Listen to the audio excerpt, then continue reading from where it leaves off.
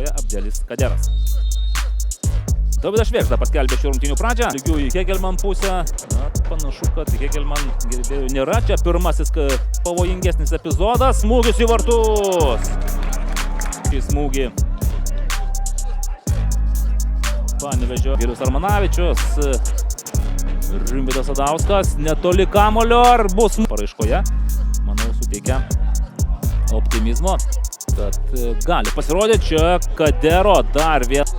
Ir vėl Artiomo Ščedro perdavimas. Kaderas prieš Vandenbosą. Ar buvo žaidimas 1-1. Eina į vidurį kamerūnietis ir kurias komentatorius užima. Susidarė įspūdis, kad Ernesto Burdzilausko perdavimas. Elivelto. Bopesu ir Muratovičiaus smūgį. Pasiuntė kamuolį Karloso Ausės okinamus vartus. Elivelto. Įmas iniciatyvos, geras perdavimas ir Aleksandras Kurcevas nesibaigė dar ataka. Dar kartelį pažiūrėkime, Elivelto puikus perdavimas Kulniuku čia. Aleksandrui Kurcevui sutrukdė varžovai. Kamuolys ir įdomu, kur skries perdavimas į dešinę. Ir kiek nedaug. Šilto ir šalto matęs futbolininkas. Kauno Stumbro gretose žibėjęs. Čia įvartis! Rokas Rasimavičius arba Ernestas Burdzilauskas.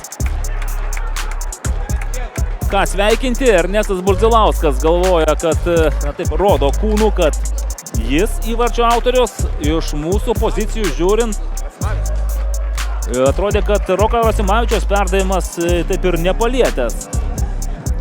Na, pažiūrėkime, dabar turime galimybę pasų perdavimą. Daug judėjimo būdos aikštelėje ir skersinis gelbsti.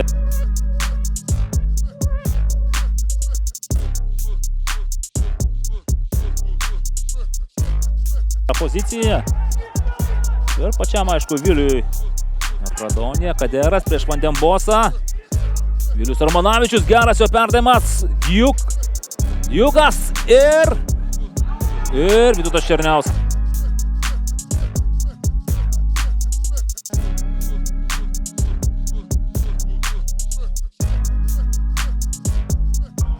Ščedras, jo perdavimas, Vandenbosas. Kaderas į skersinį. Kauno rajono Hegelmano Jokas.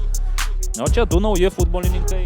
Teko Hegelmano ekipai gintis ir Izakas Bario Džiuma šį kartą laimėjo tam tikrą dvikovą prieš kelis Panevėžio futbolininkus. Kaderas įvartis!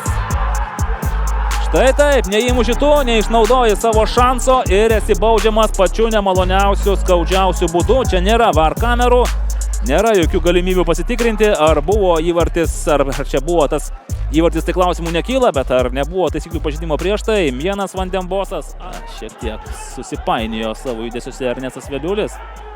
Jo perdavimas link Januševskio, ar bus smūgis ir Lukas Paukštė. Ernestas Burdzilauskas